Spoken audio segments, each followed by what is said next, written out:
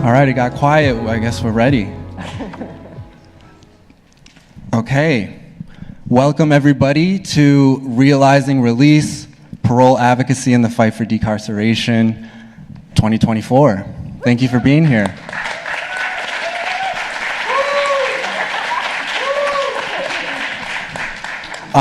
So for folks who don't know who I am, my name is Timmy Chow. My pronouns are he, him. You've probably received an email from me at some point, one or another. But I'm a community outreach lead at the National Parole Transformation Project. We are, for folks who don't know, we are a team at the MacArthur Justice Center, who is our partner host for today's conference. So for folks who don't know, NPTP is a coordinated campaign of strategic impact litigation and community-based advocacy directly challenging parole systems that are feeding mass incarceration. We, like many others in the room, believe that these systems of surveillance and control have expanded unchecked and that they are functioning to expand the prison industrial complex by punishing and keeping thousands of folks into prisons. As a growing network of advocates, lawyers, and system-impacted individuals, MPTP develops and supports local and national efforts to end the expansion of carceral systems of post-conviction supervision across the country. We launched in January of 2023, or a little bit before that. So we're fresh, but we're also really great. There's a lot of amazing folks in the room today and at this conference. So really encourage folks to, introduce yourselves to the people around you. There's some incredible advocates, organizers, legal advocates in the room. Just a couple logistical things before we jump into our first panel of the day. Obviously, if you grabbed on the program, there's a map of the space where all of our sessions and workshop and breakout rooms will take place, as well as where all the bathrooms are located. You might have already found some of those. But just so you know that the workshop sessions on the first half of the day and then the strategy sessions on the second half of the day, those are happening in the same 4 rooms, each for both grouping of sessions. I also wanted to point out, if you haven't noticed yet, over in the atrium, we have a pop-up art exhibit, which includes select artworks from More Beautiful, More Terrible, Humans of Life Row, which is, like I said, exhibited in the atrium. I encourage folks to check that out. It is a pop-up that's curated by Daryl Fair, along with Alice Kim. Alice Kim, I see you over there in the corner. Jimmy Soto, who is also one of our panelists. Taji, also in the corner. And Audrey Catalano. It's presented by the Prison and Neighborhood Arts and Education Project, think tank, and the Beyond Prisons Initiative at the University of Chicago's Center for the Study of Race, Politics, and Culture. Let's see, any other logistics? If you have, can all of my MPTP team members raise your hand?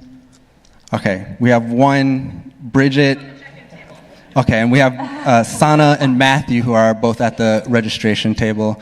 So if you have any questions or issues come up throughout the conference, just find one of us and we'll do our best to get you situated. Last piece, but most importantly, a few quick thank yous. I want to give a big shout out to our Northwestern Law School AV team. We got Charlie on deck today, who's holding down, making sure all of our AV is held down. Sebastian Bujak, who's been crucial to making sure that all the space coordination today is possible. Of course, MacArthur Justice Center, my fellow MPTP team members, and lastly, Arnold Ventures, who has resourced our team and made this conference possible today. I lied. There's one last thing. If you want to tweet about this conference, our hashtag we're using is Realizing Release 2024. Yeah. All right. With that, we're going to jump right into our first panel, which is titled Advancing Parole Advocacy, Lessons and Strategies on State-Based Campaigns. We're about to hear from some advocates who have made successful advancements on key reforms related to parole release and revocation systems in their states, whether that's been through legislation, impact litigation, and grassroots advocacy. This is my favorite part of facilitating panels, is reading the bios and introducing you to the incredible speakers we have. So to my immediate left here, we have Alexa Van Brunt, the Illinois director of the MacArthur Justice Center. Alexa, alongside her colleagues at MJC, Alexa litigates complex civil cases, challenging mass imprisonment and promotion criminal legal system reform. She has served as lead counsel on class action lawsuits challenging discrimination and excessive force by law enforcement, the violation of prisoners' rights in correctional facilities, denial of access to counsel for people in custody, wrongful conviction damage actions, and the overuse of pretrial detention in the criminal courts. Alexa also directs and teaches the Civil Rights Litigation Clinic here at the Northwestern Pritzker School of Law. She also supervises teams of law students who serve as junior counsel on MJC's cases. Prior to joining MJC, Alexa clerked for the Honorable Myron Thompson, U.S. District Court, Middle District of Alabama, and received her law degree from Stanford Law School and a bachelor's magna cum laude from Brown University. To her, give it up for Alexa. Oh, thank you. She also happens to be the best supervisor I could ever ask for. Supervisor, one of a few different supervisors.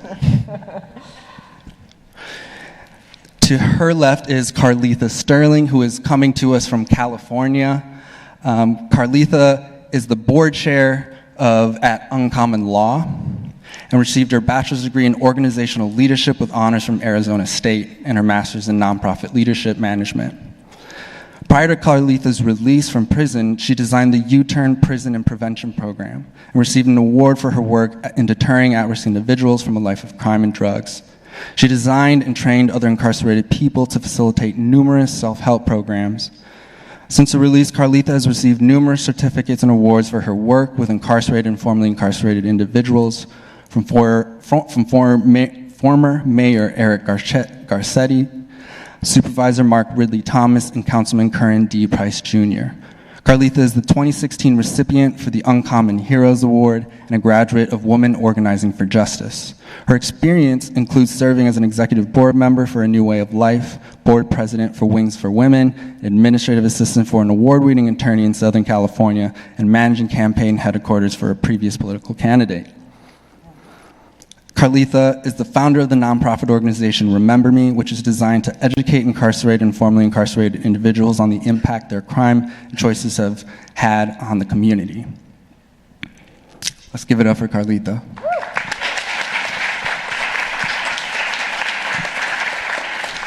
And to her left, we have John Cooper, who's drove in from Michigan. John Cooper is the executive director of Safe and Just Michigan, a nonprofit organization that works to reduce the harm caused by both crime and incarceration by advancing evidence-based reforms that improve public safety and eliminate unnecessary corrections spending.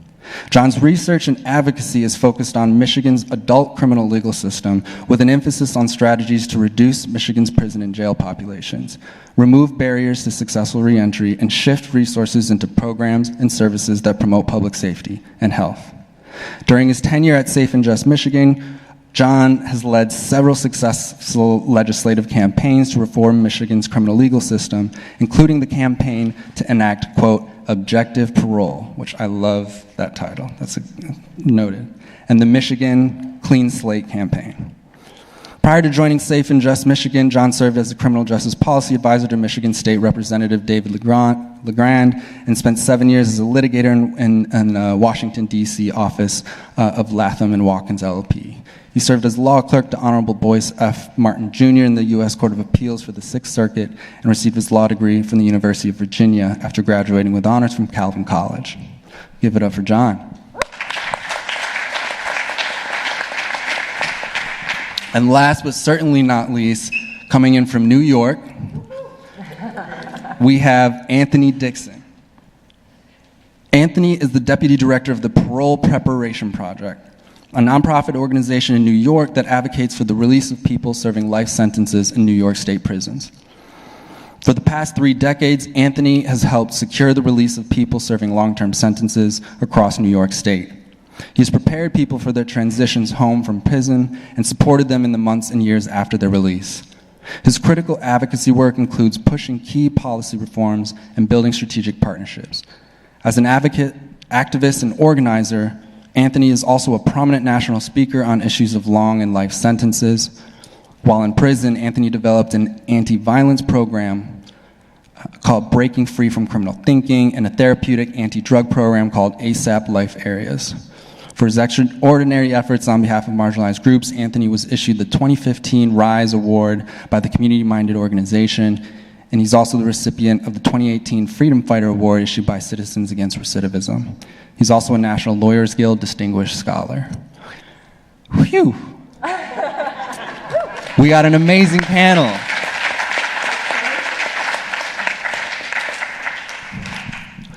All right, so as I mentioned, today's title is called Advancing Parole Advocacy, and we really want to jump right into it. And so just as a precursor to before I start getting into state-specific situations that we're dealing with, I wanted to just kind of give a rough overarching definition of parole, of what we're talking about. We use parole as an umbrella term to cover a spectrum of topics and systems, from discretionary systems of release from prison before completing a sentence, to systems of state supervision after release from prison that are designed to funnel people back into prison rather than facilitate the return of the communities. These systems are different in every state, and so when someone is, quote, is paroled or is on parole, they may in fact be on parole if their state uses that term, but in many states they may be on, like here in Illinois, what's called mandatory supervised release, mandatory supervision, or community supervision.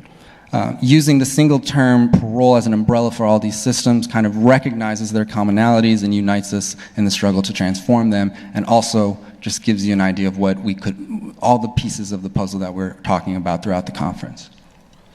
With that, I'm gonna turn us now to our panelists. And I guess I'll just start with you, Alexa. You know, you've been an incredible litigator. You've based here in Illinois. I wanna, if you could give us a sense of how are parole advancements happening in Illinois, and you know, what have been some of the challenges, and yeah, can you paint that picture for us? Sure. So I'll start with a little overview of what parole looks like in Illinois. I know a lot of you probably know already, but for those of you coming in from different states, it's a little different than a traditional parole system. So there are over 28,000 people in the Illinois Department of Corrections, and there are over 20,000 people on MSR, mandatory supervised released. Since 1978, Illinois has been a determinate sentencing state, meaning at the time of conviction, you get a sentence and you serve all or most of it, and then incarcerated, and then you also get a term of MSR, 1 to 3 years, in some cases, life for people accused of certain sex offenses. And during that time, the state surveys you. They watch you through parole agents, and the Prisoner Review Board oversees your term on MSR. There have been some really, well, first let's talk about what the population looks like on MSR. It's very similar to the population in IDOC. It's mostly young, especially under the age of 35, and it's disproportionately black. 53% of people on MSR in this state are black, even though 15% of the total Illinois population is black. It's a massively unequal system, and it causes a lot of flow back to the prison system. Violations of MSR, technical violations, represent about 9% of the people who go back into the prison system. And a technical violation, as so many of you know, it's not a new crime. It's just you're accused of violating a condition of your parole, and now you're back in prison. And then about 5% of the prison system is people who have been convicted of new offenses since they've been on parole. There have been some positive developments in the system recently. The Safety Act, which was passed a couple years ago, it really represented a sea change in a lot of criminal legal system areas in Illinois. It eliminated cash bond, so people can't be held in pretrial detention because they can't afford to pay. But it also addressed MSR. It cut MSR terms in half for almost all offenses, which is great because it means that there are fewer years of people being overseen by parole agents, and there's less risk of being brought back into prison. I am happy to talk about litigation about that, but I could also wait. What would you prefer? I think go ahead. You can go ahead and jump into it. Okay. So we've brought a bunch of challenges at the MacArthur Justice Center to the revocation process because we see that as a back-end feeder of mass incarceration in this state. So in 2012, we sued the Illinois Department of Juvenile Justice because they were bringing back kids on parole to prison without any lawyer, without any parent present, and without any procedural due process, no witnesses, no right to confront their accuser, nothing, none of the protections you get in the criminal legal system, in the judicial process. So that case actually resulted in a consent decree appointing lawyers to all kids who are facing revocation of their parole, which in Illinois for kids is called aftercare, which is very euphemistic and not remotely caring, as you can imagine. And then we brought the same lawsuit in the adult system a year later and sought lawyers for all adults going through revocation. Revocation proceedings are really shadowy. They're in prisons. There's no public access to them currently, and there's no judicial oversight. There's no public oversight. And as a result, people are brought back to prison in this kind of kangaroo court-style procedure where the word of a parole agent on a piece of paper means that you get violated, means that you get revoked. And so we did win, in the adult case, a screening process whereby adults can get lawyers if they meet a couple criteria, if they have a claim of innocence, that they didn't do it. If they have mitigating factors, maybe they did commit the violation, but they should not be put back in prison for various mitigating reasons. And then the last and probably most important factor is if they have difficulty speaking on their own behalf because of a mental health issue, because of perhaps a language access issue, maybe an educational issue. And so the state is supposed to be appointing counsel to people who meet any of those criteria. And they were for a period of time. We monitored the consent decree for years, but we haven't been since 2018, and we are seeing a backslide. And NPTP has the Illinois Parole Board and DOC in their sights again. And one positive that is soon to be in effect is MPTP has really pushed the state to open up these parole hearings. I told you that they are shadowy and no one has access to them. Well, NPTP threatened a lawsuit, and the state is now negotiating to open up the hearings via online web camera proceedings, so anybody can see them, people can see their loved ones, and the public can see what's going on. And journalists can record what's going on in these hearings.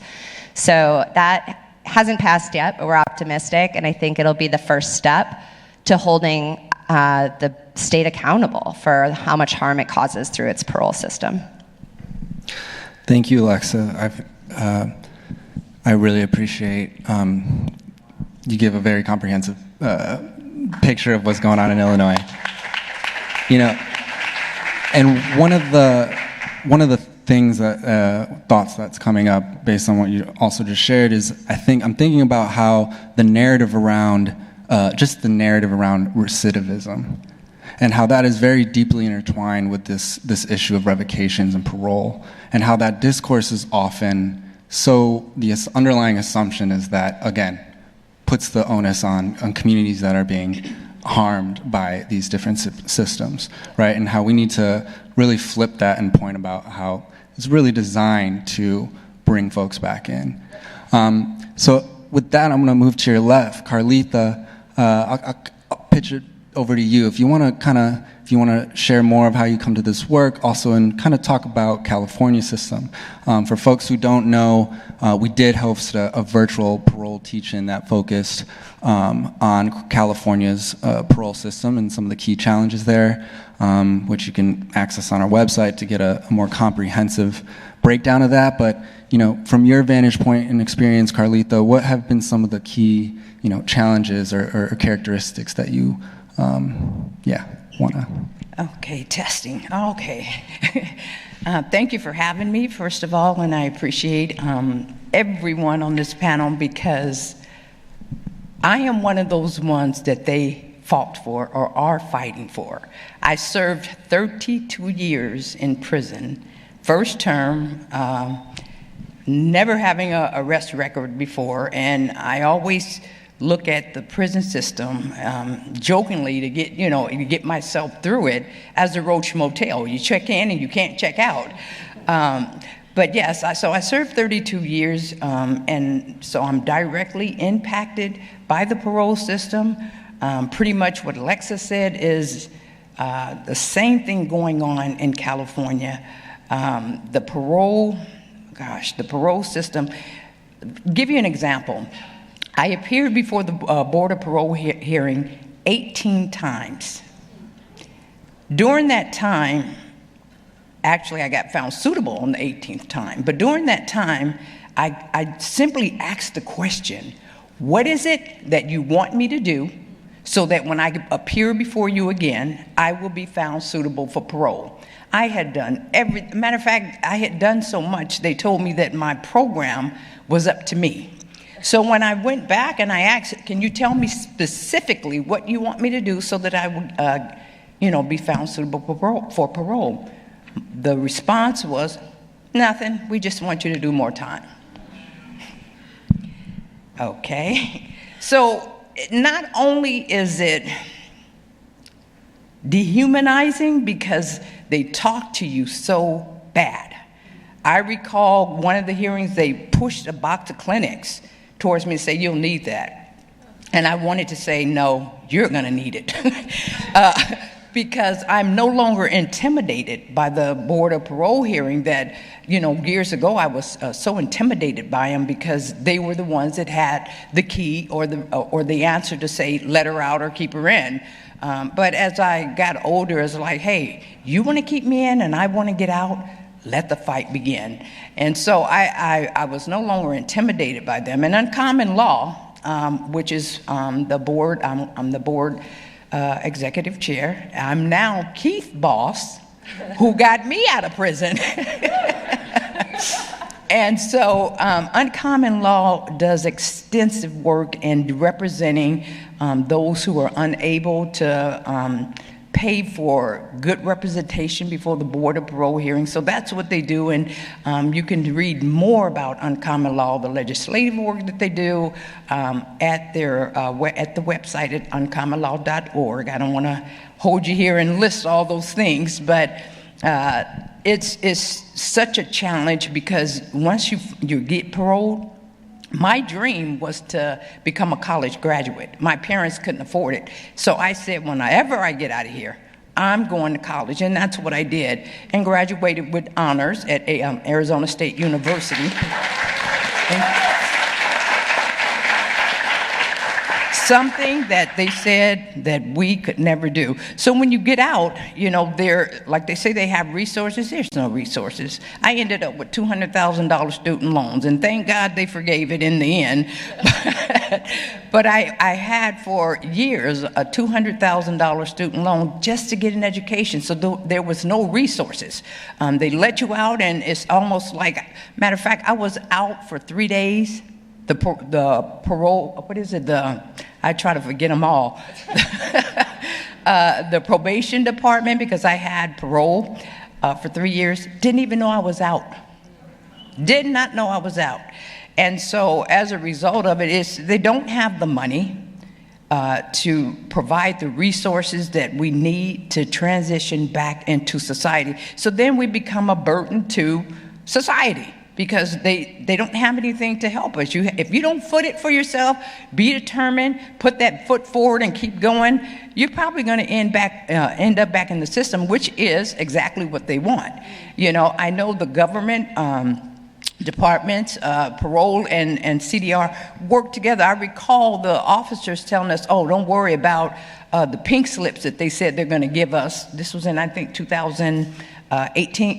17. They said, don't worry about the pink slips they're going to give us, because we have friends in paroles that are going to violate to bring the population back up. And I thought, how sad. But it's such a challenge getting out, and then when you get out, you have to fend for yourself. And thank goodness there are people like these individuals on this that was there for me. And not everybody gets that. Not everybody gets that, and I'm so grateful. So, thank you, Carlita. Thank you, Carlita.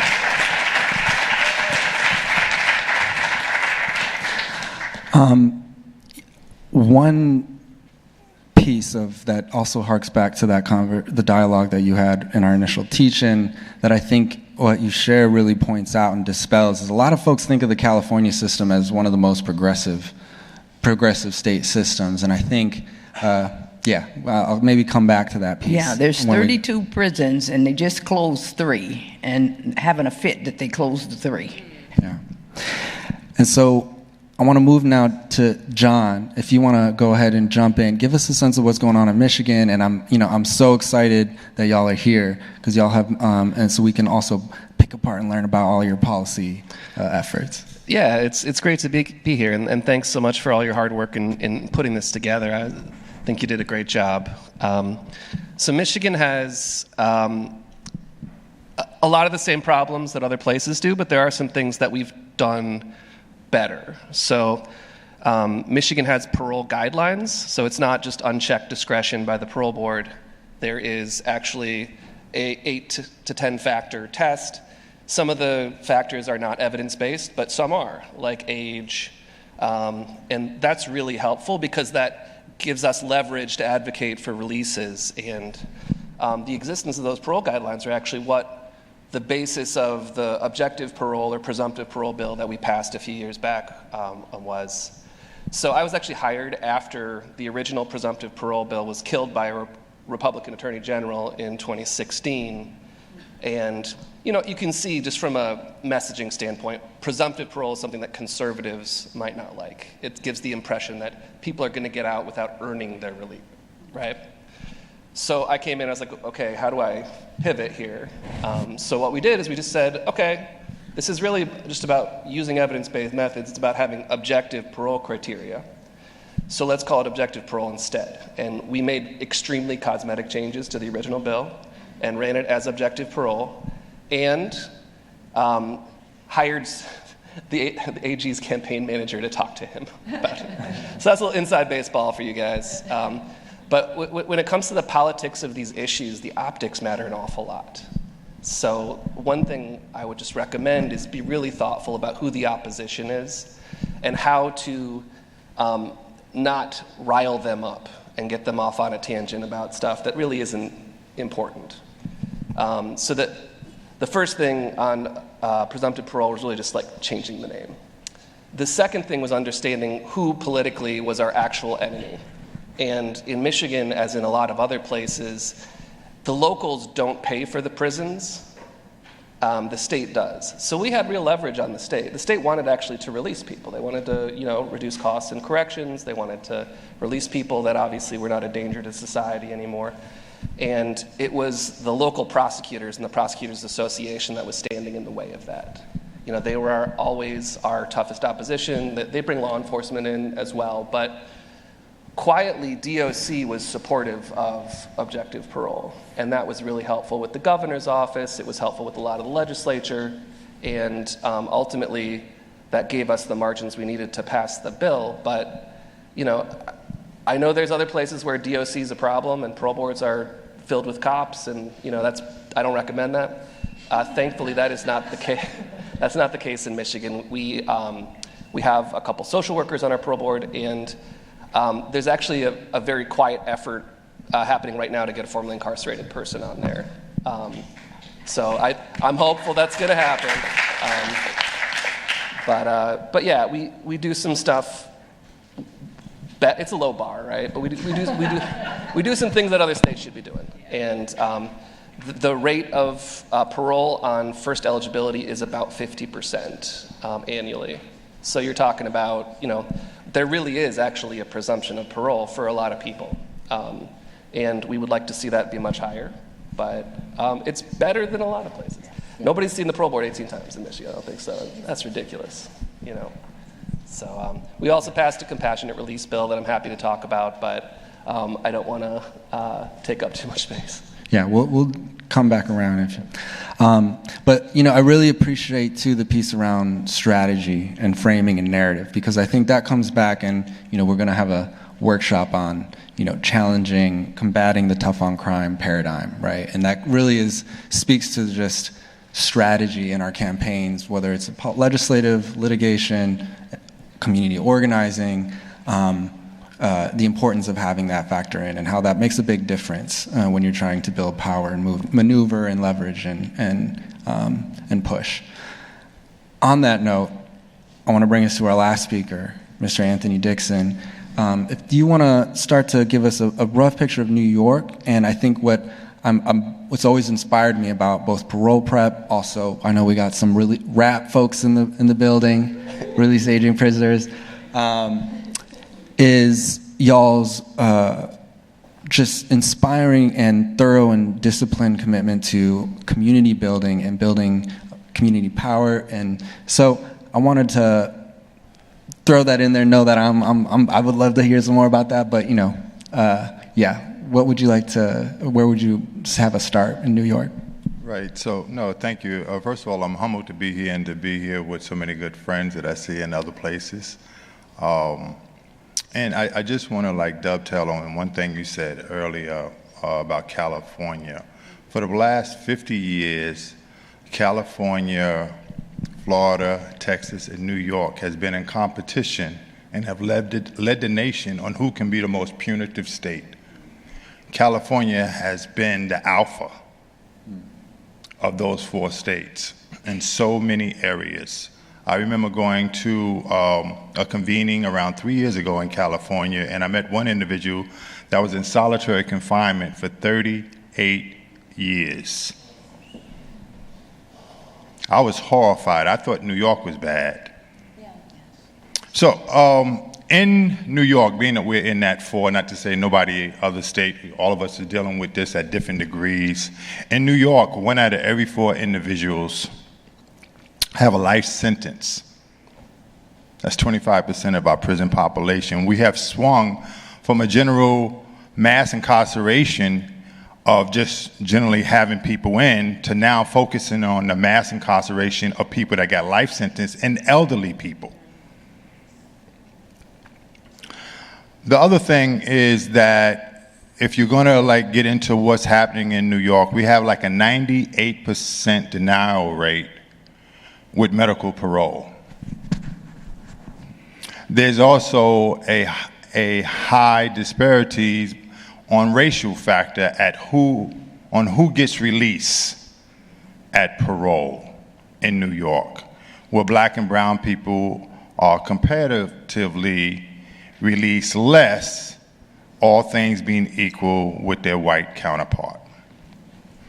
The other thing I want to bring to your attention is the individuals in New York, generally, the average mortality rate in our prisons is 58 years old. 58. Every 3 days, one of those individuals die. That brings up the urgency factor, because this is really a human rights issue. It's a crisis that we find ourselves in. And lastly, there's an overemphasis on the crime of conviction, rather than call it the instant offense as if it's just happened, or the arresting offense. I prefer to call it the crime of conviction, because so many people we found out was innocent, even though we was convicted of it. And so, it's a bleak type of situation that we have in New York. The economic appeal is there that we also focus on. It costs anywhere from $120,000 to $250,000 to house one individual inside prison after they reach over the age of 50. So that's the economic situation that we find ourselves in. Thank you. Thank you, Anthony. What you shared really brings up something that has come up in some of our past teach-ins about how the entire framing, even of parole as a second chance, right, and just the framing of second chance when we really need to push kind of flip that narrative about how how so many communities are divested from, right? And that is a state policy choice that many communities are being left with so little options along racial, class lines, and how I was thinking we need to flip the second chance piece and we're going to give policymakers a second chance to rewrite the initial harms of the consistent, lack of funding and resources and access that is, continually harming communities, right? With that, I guess I think that's a good dovetail into kind of my next question, which is the key kind of choke points and challenges that you see come up that y'all are bumping up against. And how y'all have been thinking about that and within your network and within your state. And we don't have to go in order anymore, so if anybody wants to kick it off, feel free.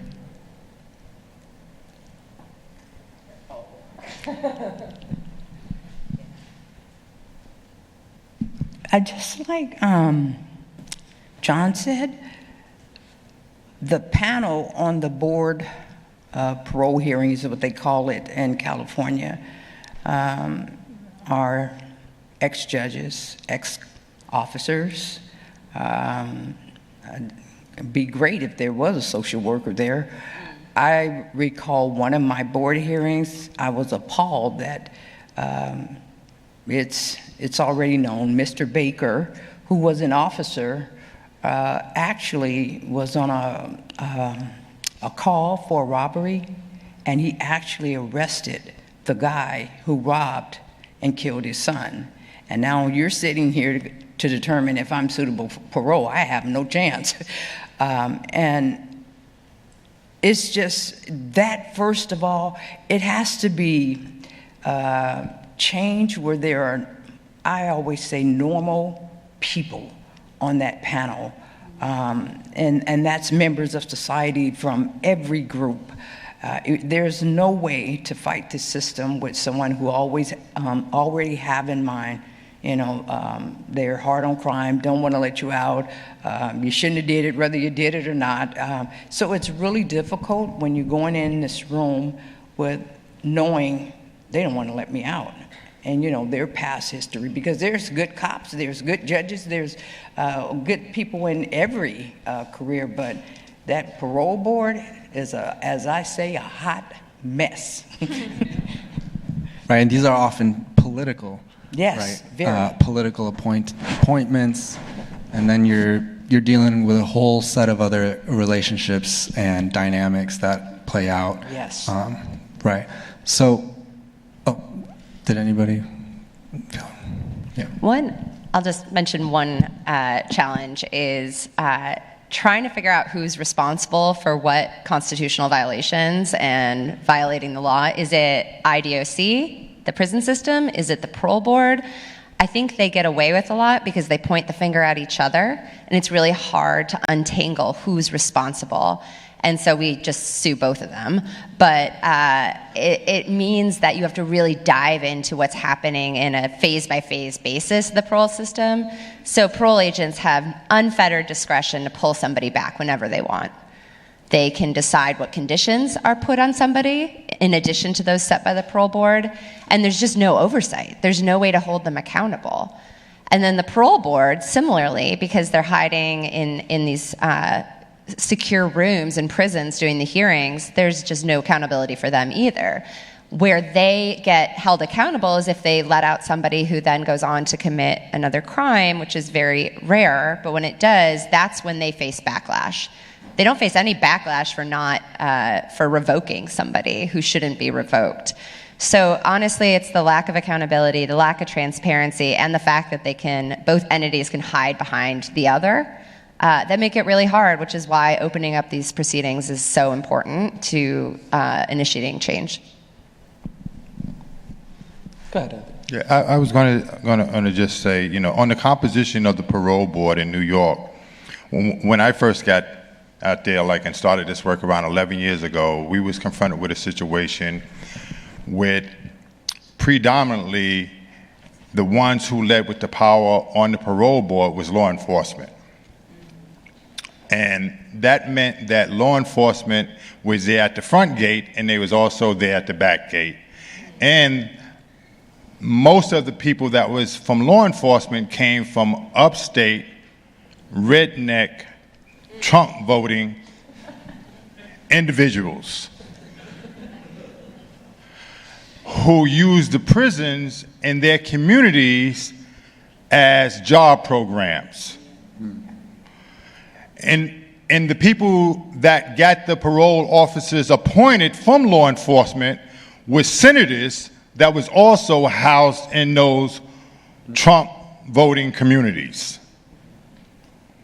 And they also designed the more punitive laws for downstate communities to get them outsourced up there. So everything else was a red herring. The most important issue was to get people in, give them life sentences so that they would be there for generations and be the cash cow for those communities. Everything else about the crime gene, they're dangerous, they get out, no. When we get out, people with life, they stay out. In fact, in New York, the governor takes credit for this, that they've been closing down jails. The ones who's been closing the jail are us because you let us out. And we're not coming back. And if you let more of us out, we'll close more of the jails. The prime issue for most of us is who is on that parole board. It doesn't even matter if you're black or white anymore for me, because you can be black and be Clarence Thomas black.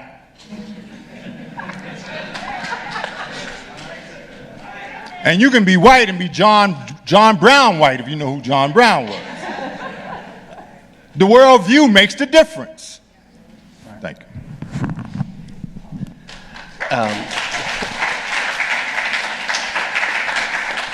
Yeah, I think the politics have shifted some. When I started doing this in 2016, there was a lot of reform-curious Republicans, and that was the environment we were able to pass the two parole bills that I mentioned. And things have really gone in a different direction since, the Trump era started, and it's much harder now to get Republicans to support any kind of criminal justice reform. And our Democrats, and there's some very nationally prominent Democrats in Michigan right now, they do not want to lead on this stuff. If the Republicans will not help out, they will not do anything.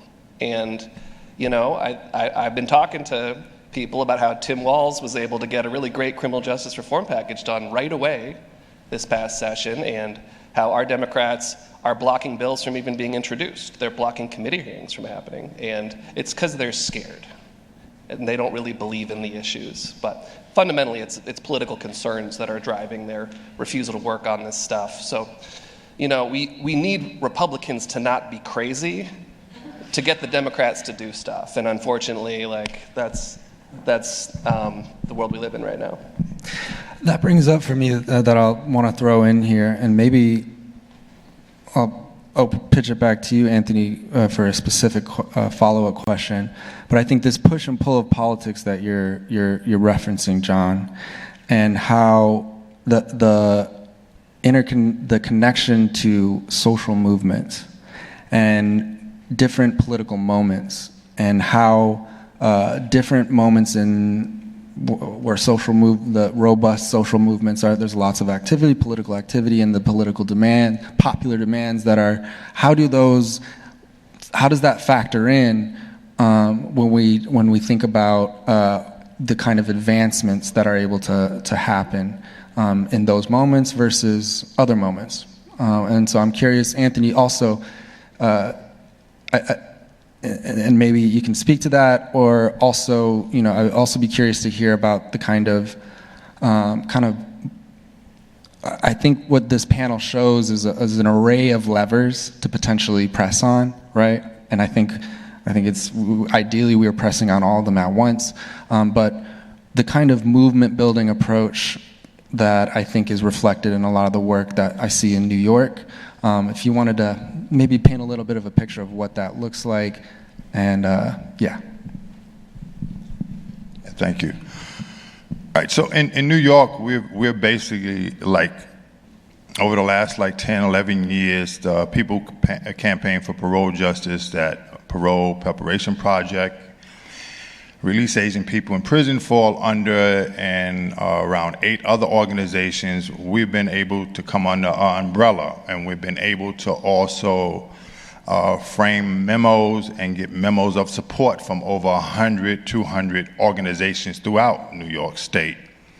With that, we added diversity to our coalition, where we have people from faith groups, we have people from the queer community, we have people that are victims themselves, organizations that bought into that they want to see people change, not just punished in New York, so that they spoke. We had law enforcement sign on, and so many, the diverse community we had community support from. We also build up on the coalition building that deals with families of incarcerated individuals that are impacted. So we define people that's been impacted, not necessarily a person that is behind bars, but those that are behind bars invisibly, such as family. They're also impacted. They are invisible, mute voice. Most of the time, we wanted to tap into that. Gina from Release Asian People in Prison campaign is here today. And if you don't mind, her husband is in prison. I did time in prison with her husband. By the way, I was in prison for 32 years.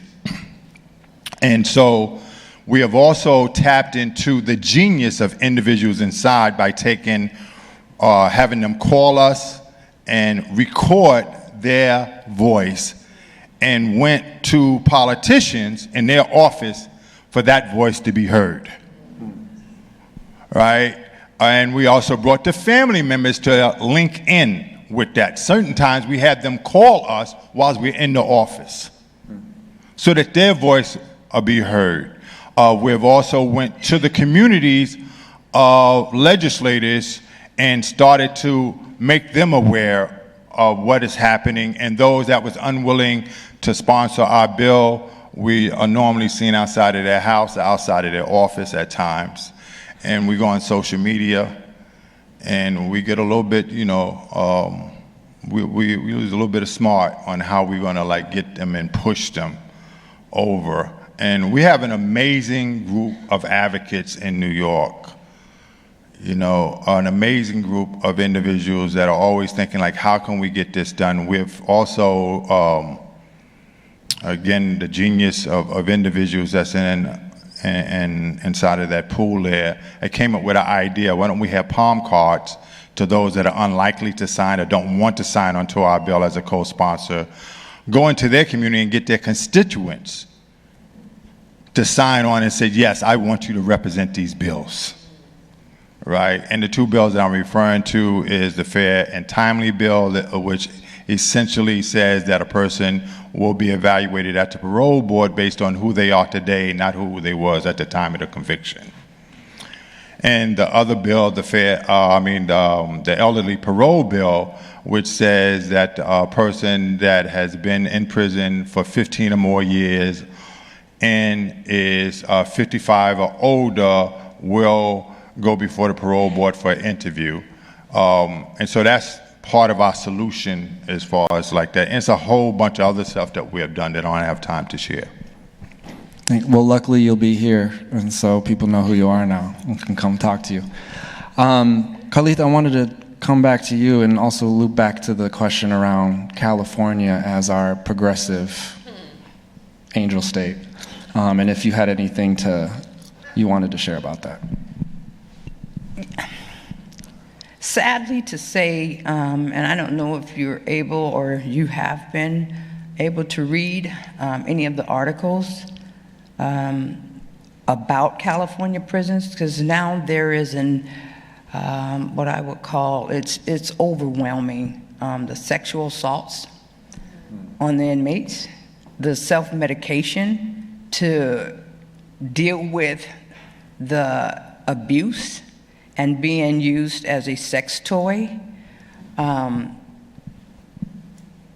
There's a lot of suicide. People of young ages should not die of heat-related illnesses because it's too hot in their room. And I'm talking about a 25-year-old that just died a month ago because it was too hot in her room. Just like Anthony spoke about, I watched the terror. I can't even tell you besides my faith why I'm here today.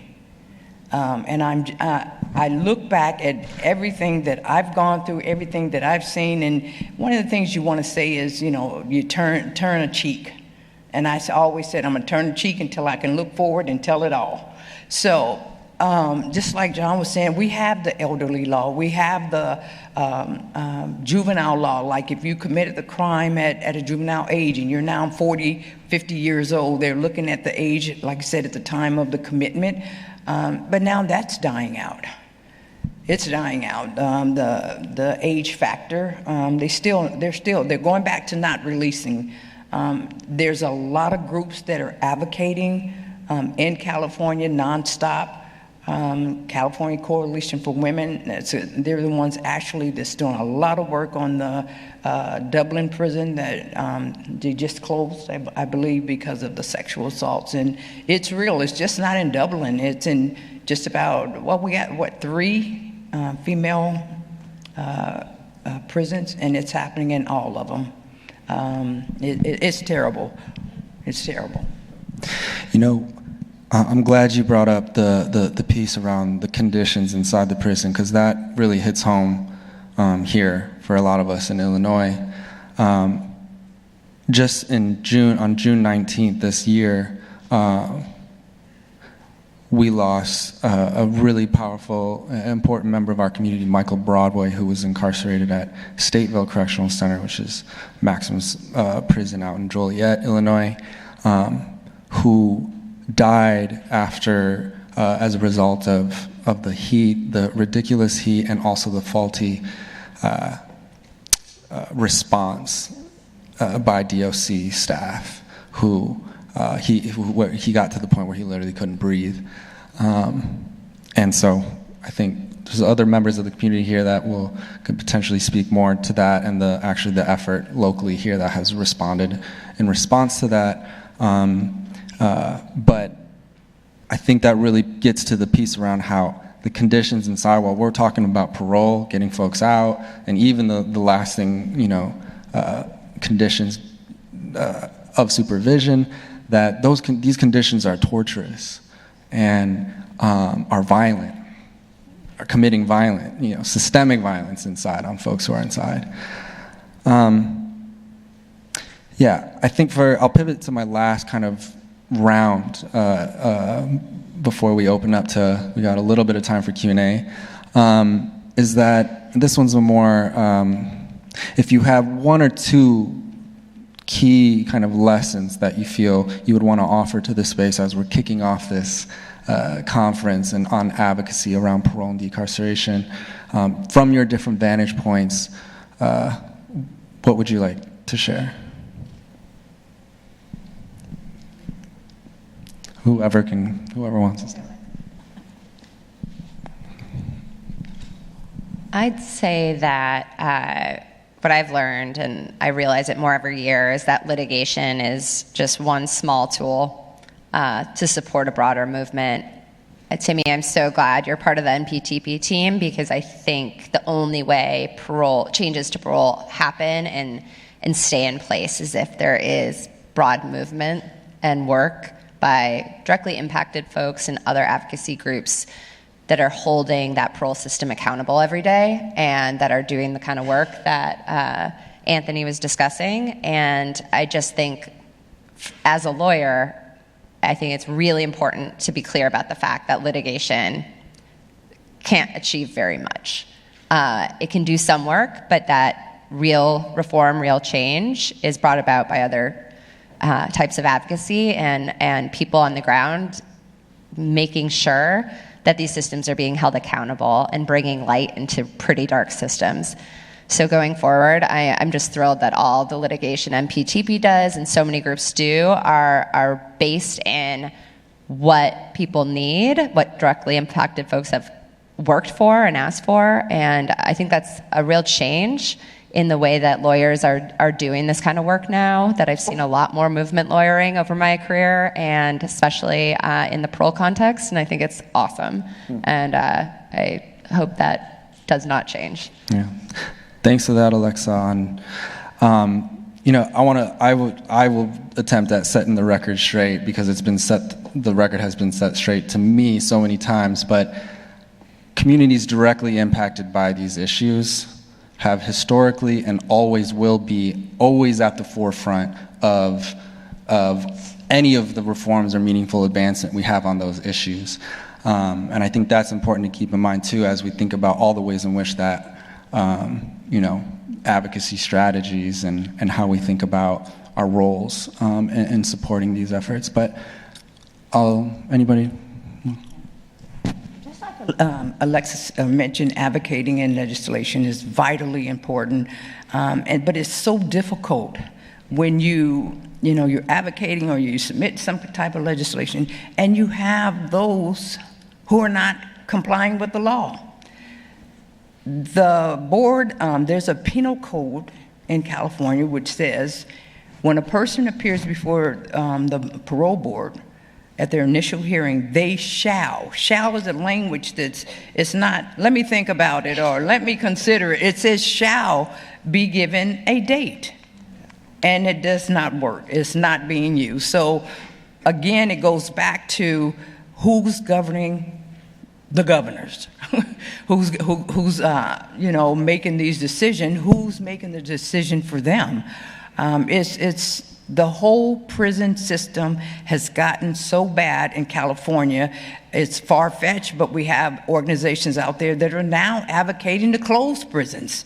But it's far-fetched, but it's worth a try. The bottom line, it needs an overhaul of that entire system.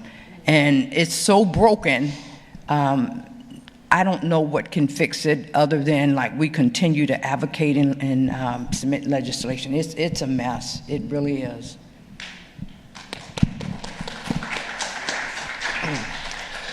Yeah, I agree 100%. I mean, I think one thing I try to be clear-eyed about is like what we're doing. It's harm reduction.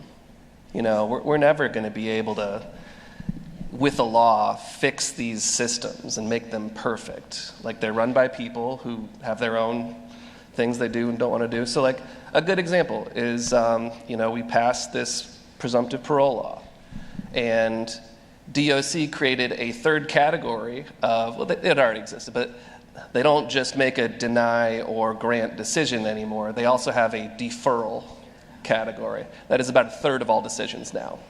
So we are releasing about half of people at first eligibility, but there's another third that are just getting deferred, and we don't even know how many times necessarily. We passed compassionate release, and they released one person in 5 years.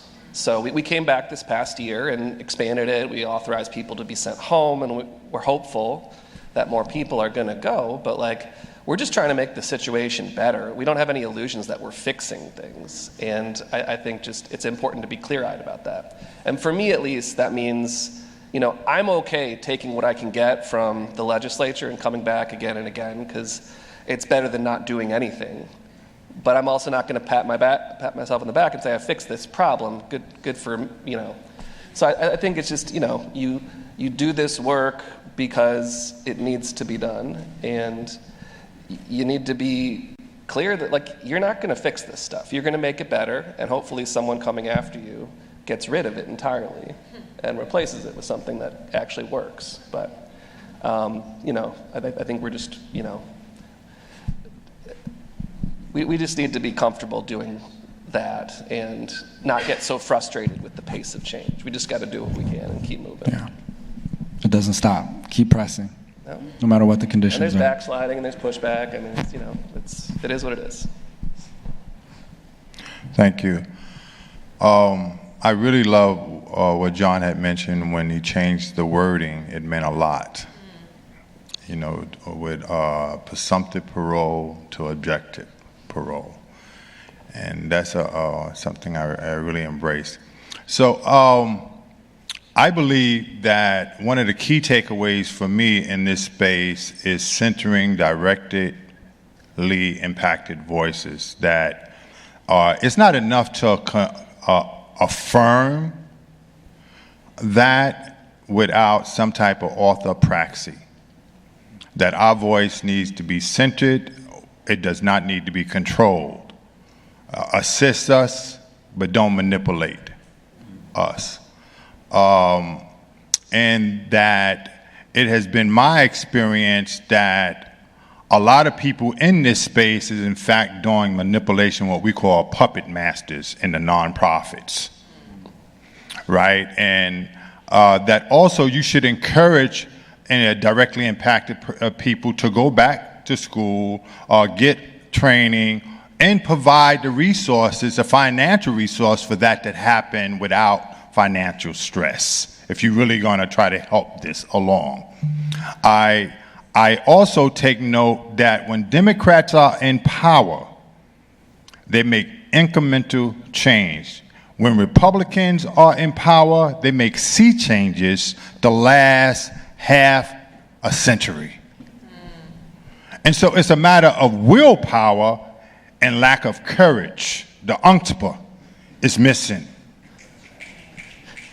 right? And so that really needs to be addressed. Both factors need to be addressed. If we are to make any lasting change, we cannot be complicit in the oppression that happens.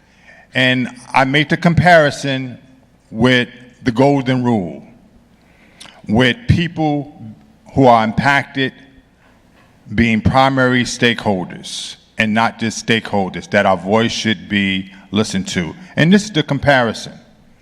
If it was a Jewish issue, would you let non-Jews, or would Jewish people listen to non-Jews tell them about their destiny? If it was a queer issue, would non-queer people sit in a room and dictate to them? We know where that ends up, oppression. It's the same thing, I think, with this manifest destiny, that white people think they know what is better for black and brown people than they know for themselves. I don't know if that's white guilt or what, but it needs to stop. And we just wrote a letter, an open letter to our friends on carve-outs on this same issue. And we send it out throughout the country. If you want, I can send you a copy if you haven't got it. But this needs to stop. And it's going to take all of us to change this situation in this country today. But we must do it together, and we might, in principle, consider what I just said. Let us be the thinkers, and let us be the ones who determine our destiny. Could you actually speak?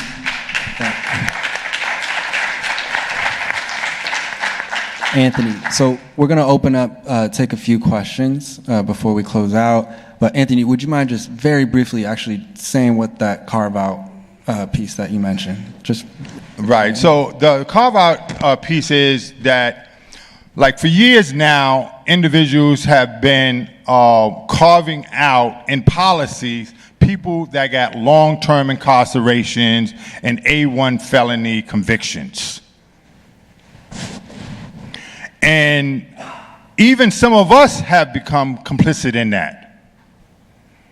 And so in the nonprofit world, that has meant that some of our colleagues who are not impacted has got together and puppeteered one or two of us, gave us salaries, and then say, this is the bill, you support it. And guess what?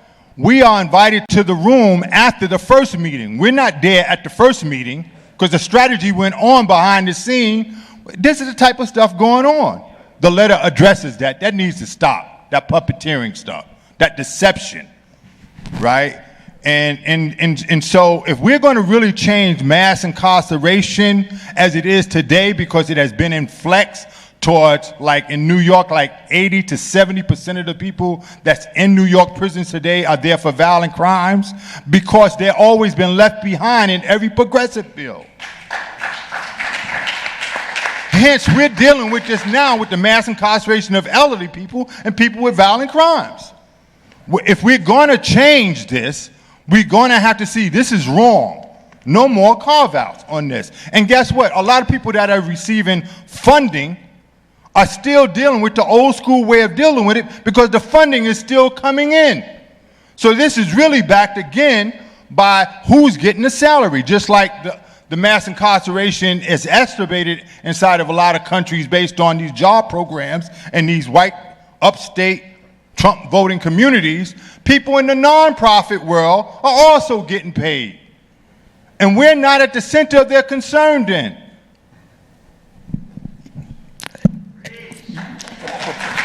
Mic drop. All right, so I'm going to go ahead and grab this extra mic over here because we're going to do a few questions. And the way we're going to do this is we're going to take, we have time for about 4 questions. So I'm going to take all 4 first, and then we'll let the panelists kind of hear each question. You don't have to respond to all, but if you want to speak to 1 or 2 of them, we'll do a round of responses. Okay? People just don't understand that most people in prison are there for violence. It's like people have this idea that there's a lot of nonviolent people locked up. Test. True. I mean, it may have been true. All right, so we're going to go ahead and take 4. We got 1 here, 1 in the back, 1 in the middle, and 1 here over on the side. Thank you so much. My name is Sylvia Ryerson. I'm here with the Calls from Home film tonight, and just thank you for this extraordinary opening panel. I have 2 quick questions. One is, when we've shown the film, which I hope many of you will join us for tonight, the audience, one of the things the audience members who don't have familiarity with the system are most surprised by is just the fact that the parole boards are governor-appointed boards, that they don't have to be lawyers, that they have no required training at all. And I was just wondering if you could speak to that across the board, state, nationwide. Are all state parole boards governor-appointed? How does it vary between states, the ways that people get on those boards? And then the second question is if you could speak, anyone could speak to the federal prison system, and if you think there's any possibility for a federal movement, or if we should start at these state level movements that to then build to a federal movement. Thanks, Sylvia. I'm so glad you're here and made it with us. Over here, Sana. Down in the front here, and then back up. Thank you, Sana. First of all, thank you all for coming. I think each of you do exactly what I'm doing, and that is speaking truth to power. That's the only way that you're going to see anything change. My question is this: with your coalition building, I know that oftentimes when you deal with the nonprofit world, that people tend to have certain egos that I know now it's not coming from anywhere else but amongst ourselves, the marginalized communities. And I'm right now in the midst of doing some coalition building as well. He spoke about Michael Broadway passing away, and as a result of that, I started a movement called Building Communities, Not Prisons. I'm also in I can't even tell you how many hats I wear. I'm a formerly incarcerated individual. I spent 42 years wrongfully incarcerated. I just got out last December. And,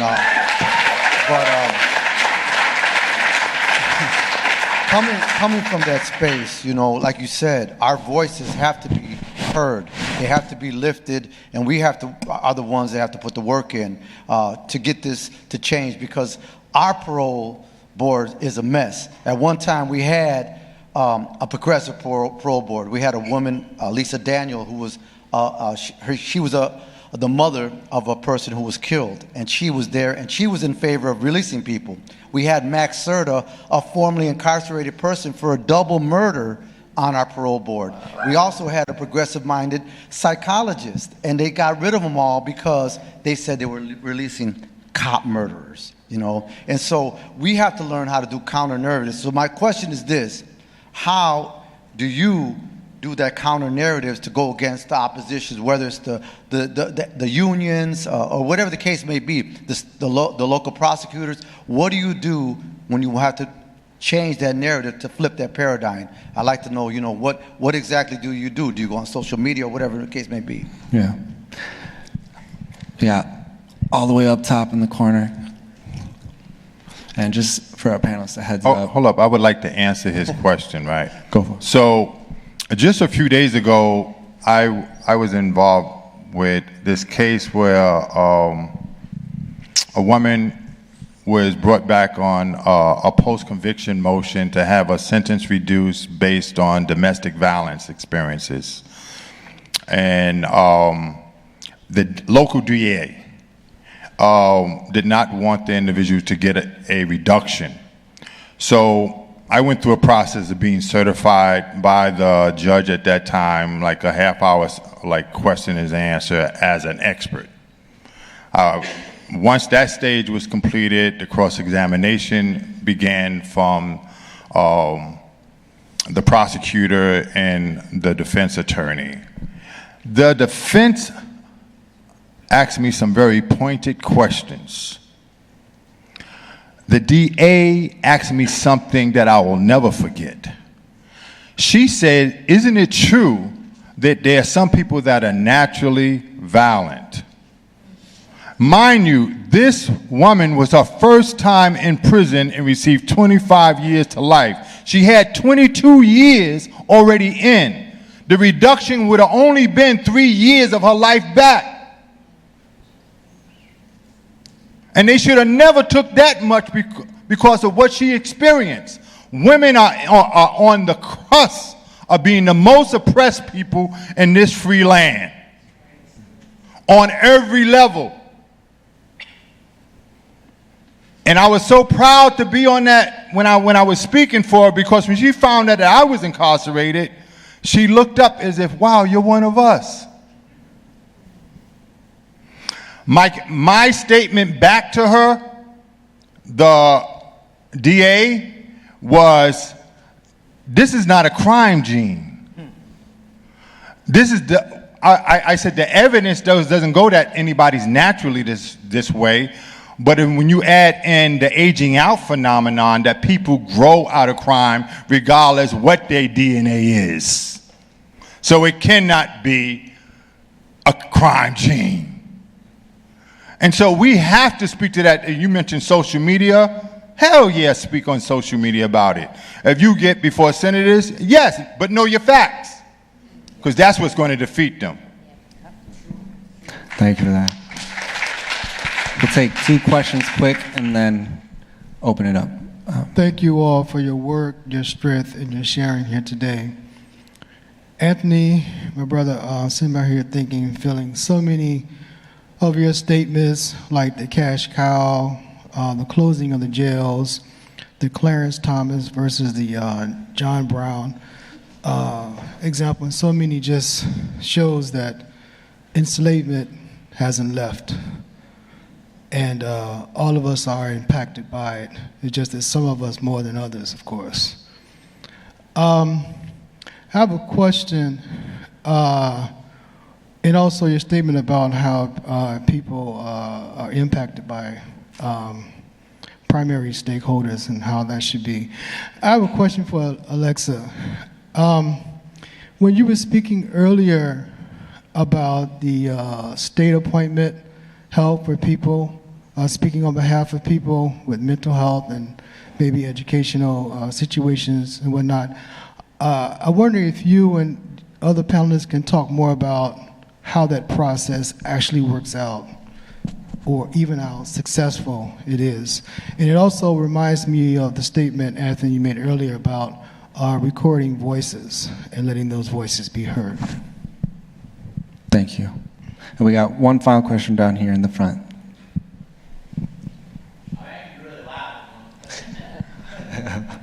We'll save you the trouble. Thanks, Timmy. Galen Boffman, Just Future Project, Washington, D.C. I'm in props. I only did 14 years in a concrete cage, and now I'm feeling lucky, my guy. So respect.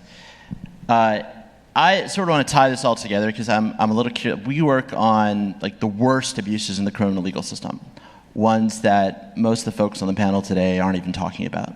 And actually, to the point of Timmy's definition of parole as used by MacArthur, there are thousands of people under law enforcement supervision and living in the community run by DOCs, like probation or parole officers, who are not included in that definition because they're hidden in the civil system.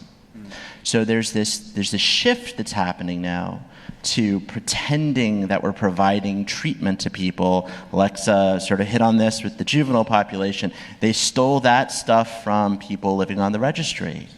We can hide it under the guise of treatment. It's aftercare, right? We're helping you out. It's paternalistic. And you know, the side that's most paternalistic, because they're totally down with that shit, is the Democrats. Oh, we're helping the poor people. We're not empowering them. We're gonna lift them up and control them.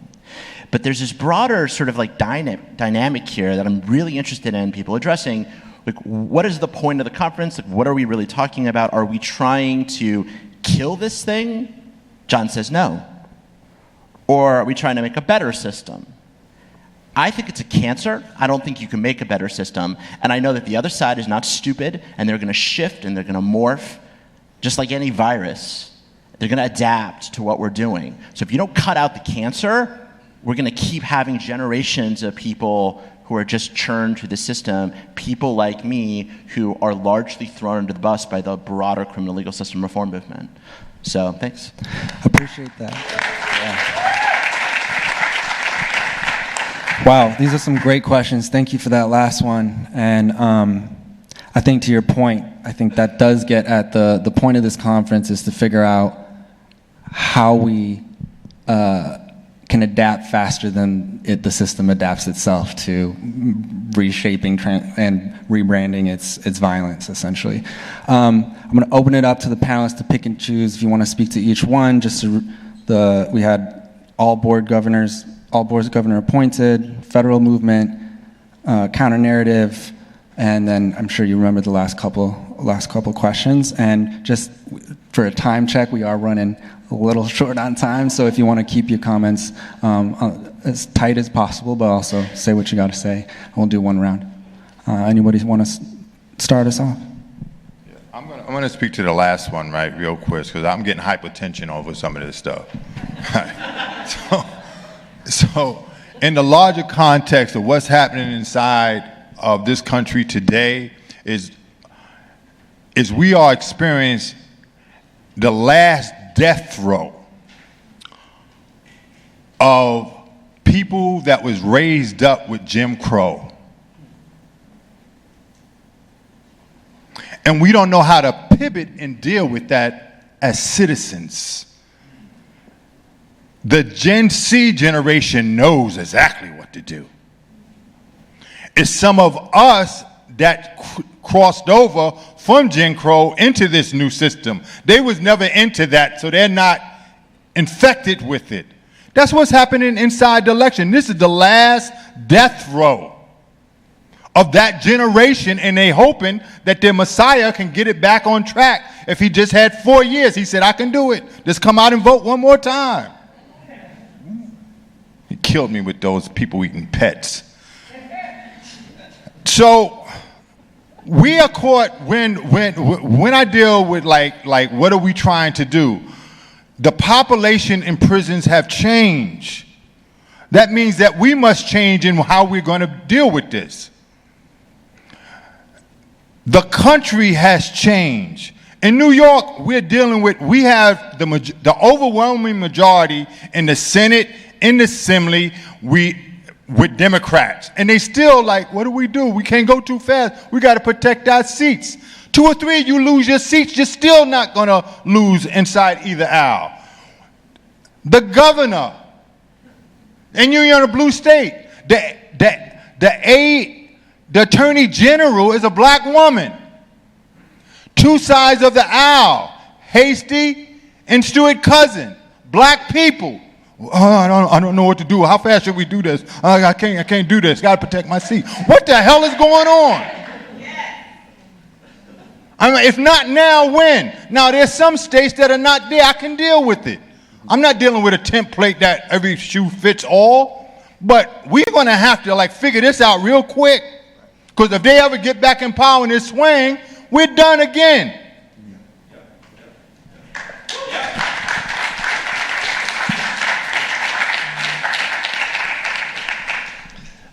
So just to the last guy who spoke, I don't think we understand each other, because I didn't say I want to keep the system alive. I think we have a difference maybe of tactics, but I don't have any illusions about the system. I have no interest in keeping it around, but the political leaders of our country need to have something to shift those resources into. People care about public safety, and they've been convinced that we need things like this. So we got to convince people otherwise. And in the meantime, we got to reduce the harm of the system. We got to shrink it so it's easier to get rid of. But ultimately, I don't think there's an easy way to just get rid of everything. We got to have a theory of change around it, and mine is through the political process.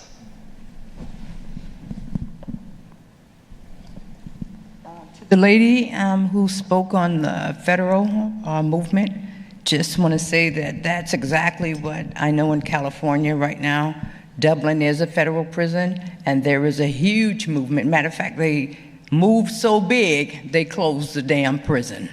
So you don't have to wait for the state. They closed because of all the sexual assaults. So no, you don't have to wait, if that was your question. On the lawyer point, I don't think lawyers are going to save us in any way. I think what having lawyers appointed does is it makes the state actually have to prove their case, and mostly they can't. So if there are lawyers in proceedings and they say to the state, turn over your evidence to me. Where's the evidence that you violated? Where's the parole agent? If he's not here, if he doesn't testify, you can't violate my client. They make the state actually comply with any kind of burden of proof. And when you have lawyers, we show that you just don't have revocations in the same way. That said, I just don't think there should be MSR straight out. Let's just get rid of MSR. There's no need for MSR. It's never been a help to anyone other than the people who make a fair amount of money as PRB members hearing revocation cases. And my understanding is that almost all PRB or parole boards are government appointed, but across the states, I think there's a difference as to how much power they have. Some places you actually have violations heard by judges in courtrooms that are open to the public. It's certainly not the case in Illinois, and they have way too much power, and it is a patronage system, and a pretty gross one that persists despite being a very blue state. So with that. I was just going to say, I know Illinois closed its youth prison system. And I think for those looking for hope and progress, youth systems are getting shut down across the country. There's very few, or a lot fewer kids in confinement now than there used to be. Women's prisons, I think, are a very good target after those. And as the men's prisons get older, it's going to be an easier target as well. Michigan, we've reduced our prison population by more than 10,000 people in the last decade, and that's been happening a lot of places. Now, the folks that are left are harder to get out because a lot of them are serving life without parole or very long minimums. But, we've got a great second look bill that folks are working on now that would help thousands of people potentially get out. And those are really good strategies that I think have a chance of passing. So I think taking a step back, feel like there's stuff that we can be encouraged by, even though it's hard. Yeah. All right, so we are a couple minutes over on time, but I just want to, could we give a round of applause to our panelists?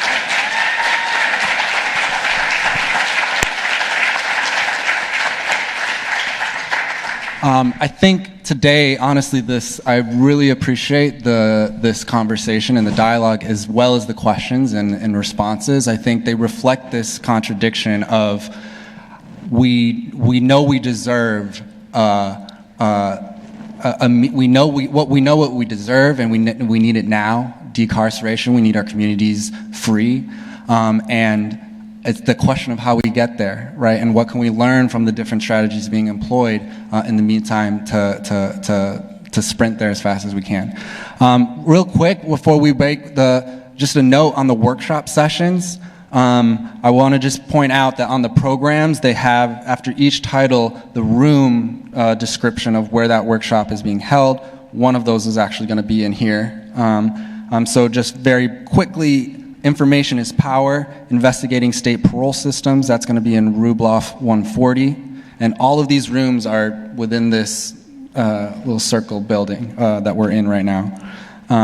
Does supervision keep our communities safe? Rubloff 150. 3, Battle of Ideas, Challenging the Tough on Crime Paradigm. That's going to happen in here. And then Freeing One to Free Them All, Building Participatory Defense Campaigns, Rubloff 180.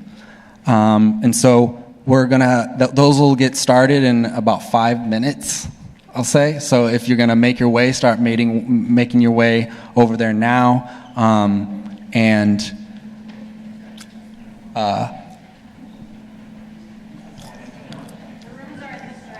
The rooms are that direction if you plan on going to one of those other workshops. But here we go. Thank you, y'all.